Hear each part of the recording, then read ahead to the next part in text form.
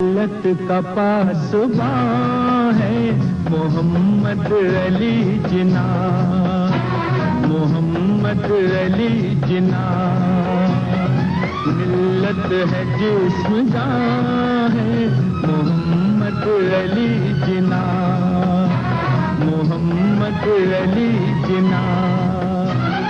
بابائے قوم نے فرمایا، ایمانداری اور خلوص دل سے کام کیجئے، کام اور زیادہ کام۔ شکر پھر سے گر میں سفر اپنا کارواں، صد شکر پھر سے گر میں سفر اپنا کارواں، اور میرے کارواں ہے۔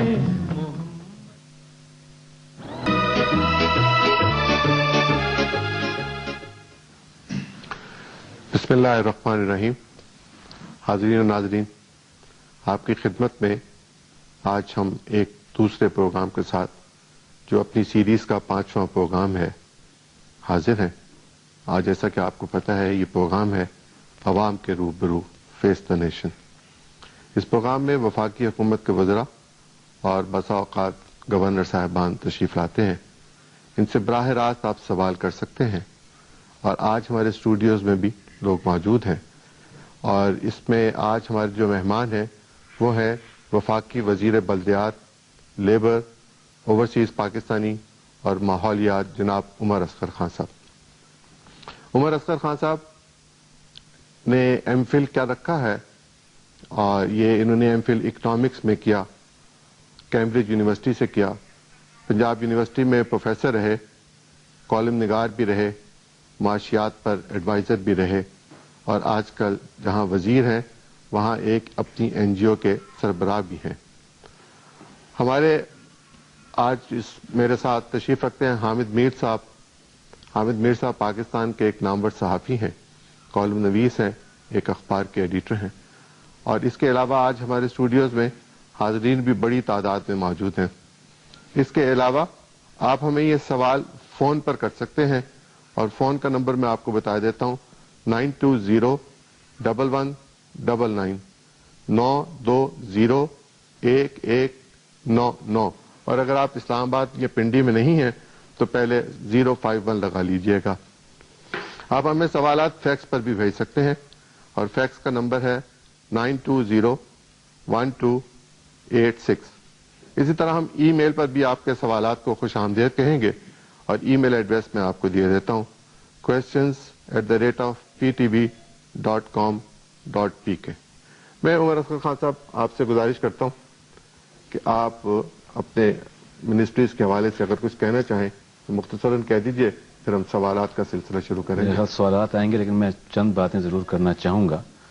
پہلی بات تو یہ ہے کہ ہمیں سمجھنا چاہیے کہ جو پالیسیوں پہ عمل درآمد کی ذمہ داری ہوتی ہے ہمارے وفاقی نظام میں، وہ صوبوں کی ہوتی ہے۔ بالخصوص جو وزارتیں میرے ذمہ ہیں، ماحولیات ہے، دیہی ترقی ہے، بلدیات ہیں اور لیبر ہیں، اس پہ وفاقی حکومت پالیسیاں بناتی ہے اور عمل درآمد صوبائی حکومتیں کرتی ہیں۔ اور ہم نے پچھلے کم از کم 1 سال میں یہ کوشش کی ہے کہ ہم پہلی بات تو عوام کے ساتھ اپنا رشتہ استوار کریں، اور ہم نے اس لیے اپنی وفاقی وزارتوں میں یہ کیا ہے کہ اس میں نمائندگی دی ہے ایڈوائزری بورڈز میں مختلف عوامی تنظیموں کے نمائندوں کو، ماہرین کو۔ مثال کے طور پہ لیبر کی منسٹری میں ہم نے ایک ٹرائی پارٹائٹ سہ فریقی ایک بورڈ بنایا ہے، جس میں مالکان کے نمائندے بھی ہیں، مزدوروں کے نمائندے بھی ہیں، اور صوبائی حکومتوں کے بھی نمائندے ہیں۔ جی پیچھے جی مولانا صاحب، جی مولانا جی نسیم صدیقی صاحب،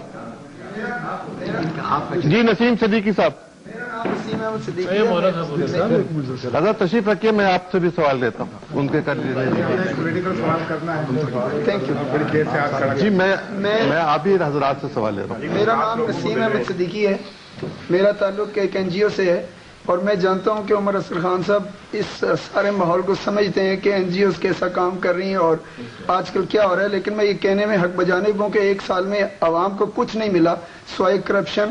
آپ کا سوال؟ میرا سوال یہ ہے کہ چونکہ اسلام ایک مکمل ضابطہ حیات ہے، تو آپ کی حکومت اسلام کے رولز اور سسٹمز کو کیوں امپلیمنٹ نہیں کرتی؟ شکریہ، تشریف رکھیے۔ ہم جی سمجھتے ہیں اسلام کا بنیادی جو فلسفہ ہے وہ انصاف ہے، مساوات ہے، رواداری ہے، اور انہی اصولوں کو ہم چاہ رہے ہیں کہ معاشرے میں ہم پھیلائیں۔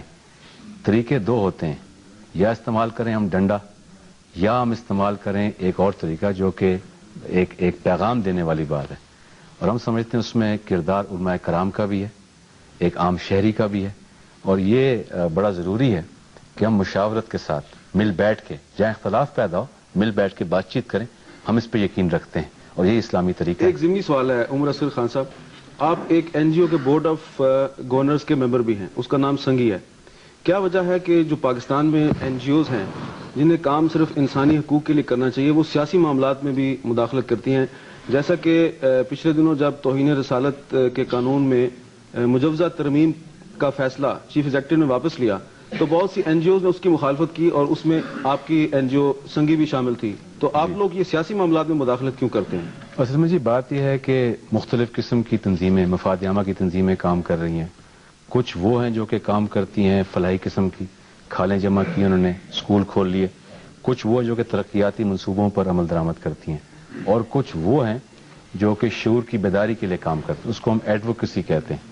ہماری حکومت کی پالیسی یہ ہے کہ جو این جی اوز ان مختلف فیلڈز میں کام کر رہی ہیں اور جن کو ایک قانون کے تحت، ایک قانون بھی ہے اور ہماری حکومت کے بائی لیٹرل ایگریمنٹس ہیں، ان ایگریمنٹس کے تحت ہم نظر رکھتے ہیں، اس کی مانیٹرنگ بھی ہوتی ہے، اس دائرے میں رہتے ہوئے جو تنظیمیں کام کر رہی ہیں ان کی حوصلہ افزائی کرنا ہماری ذمہ داری بنتی ہے۔